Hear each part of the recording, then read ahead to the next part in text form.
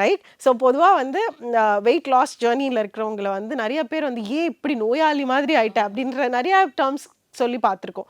So reason என்ன? அதோட methodology, right? நான் வெயிட் லாஸ் பண்ணணும் அப்படிங்கிறதுனால நிறைய ஷார்ட்கட்ஸ் எடுக்கிறது, ரைட்? பாடியில் இருக்கிற வாட்டர் அப்படியே கம்ப்ளீட்டாக சக் பண்ணி எடுக்கிற அளவுக்கு ஒரு கிராஷ் டயட்குள்ளே போகிறது.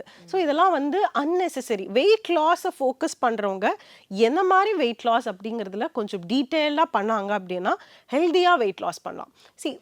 வெயிட் லாஸ் எதுக்கு பண்ணுறோம்? ஹெல்த்தியாக இருக்கிறதுக்கு தான். ஸோ அந்த ஹெல்த்தியாக இருக்க முடியாமல் ஒரு வெயிட் லாஸ் பண்ணி நீங்கள் என்ன அச்சீவ் பண்ண போகிறோம் அப்படிங்கிற ஒரு கொஸ்டின் எல்லாரும் கேட்டுக்க வேண்டிய ஒரு கொஸ்டின் நான் சொல்லுவேன். ஏன்னா நீங்கள் வெயிட் லாஸ் பண்ணி உங்களால் அடுத்த ஒரு 1 மந்த்தில் இந்த ஒரு 1 kg ஆஃப் பேக்கு கூட லிஃப்ட் பண்ண முடியலன்னா அந்த வெயிட் லாஸ் பண்ணி என்ன யூஸ் இருக்கு? கொஞ்ச நாள்ல ஸ்ட்ரென்த்ங்கிறது ஒன்று இல்லாமல் போயிடும். அண்ட் ஆல்சோ ரொம்ப சீக்கிரம் வந்து என்ன சொல்றது, உடம்பு சரியில்லாமல் போயிடும். ரொம்ப இம்யூனிட்டி லாஸ் ஆயிடுவாங்க.